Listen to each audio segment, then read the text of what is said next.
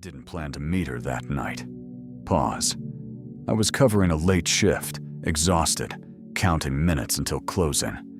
The cafe was tiki, almost empty, when the door opened and she walked in. Soaked from the rain, hair messy, eyes red like she hadn't slept.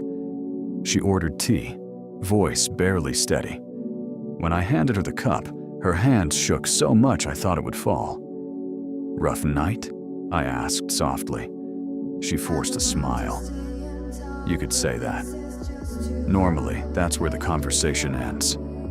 But something about her felt heavier. Like she wasn't just tired. She was holding herself together by a thread. So instead of walking away, I stayed nearby, wiping the counter that was already clean. A minute later, she said quietly, "I just found out my fiancé has been cheating on me for 2 years." The words hung in the air between us. I didn't try to give advice. I just nodded and said, "That's a lot to carry alone." And that was all it took. For the next hour, she talked about wedding plans, deposits they couldn't get back, the apartment they were supposed to move into next month, and how everything collapsed because of one accidental message she saw on his phone. When we closed, the rain hadn't stopped. I offered to call her a taxi. She shook her head. "If I go home, I'll just stare at the walls. Can I walk for a bit?" So we did. We walked through wet streets, past closed shops and glowing streetlights, talking about everything and nothing. Childhood stories, bad movies, the kind of music you only admit you love at 2 a.m. At some point, she laughed. A real laugh, surprised, like she hadn't expected it to come out. "Sorry," she said. "I didn't think I'd laugh tonight." "Laughing doesn't mean it doesn't hurt," I told her. "It just means you're still alive." She looked at me differently after that. Before we parted, she hesitated. "Would it be weird if I came back tomorrow? Not for anything, just for the tea." "It wouldn't be weird," I said. "I'll be here." She came back the next day and the next week. And somehow, seeing her became the calmest part of my routine. Weeks turned into months. We never rushed. Some days we talked for hours. Some days just sat quietly with coffee. Slowly, the sadness in her eyes softened. Slowly, I realized I was checking my phone every morning, hoping to see her name.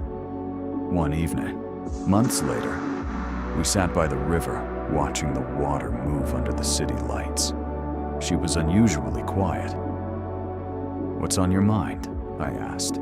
She took a deep breath. "I'm scared this is the part where everything falls apart again."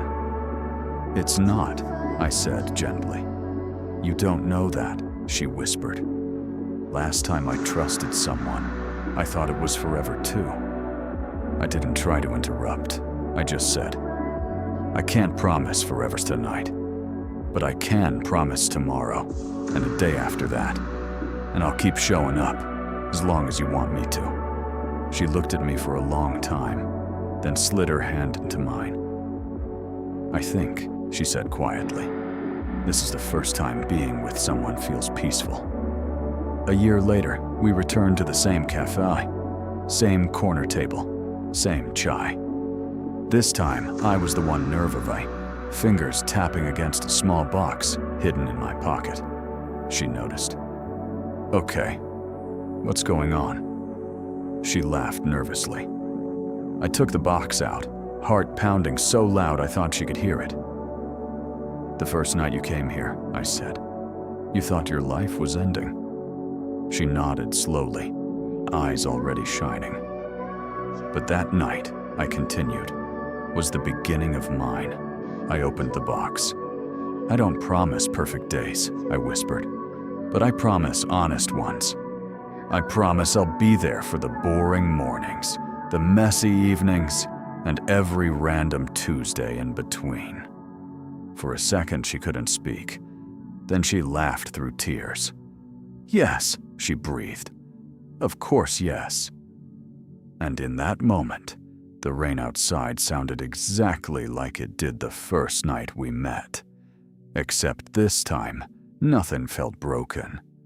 Sometimes love doesn't show up when everything is ready. Sometimes it walks in soaked from the rain, carrying a broken heart, and quietly becomes home.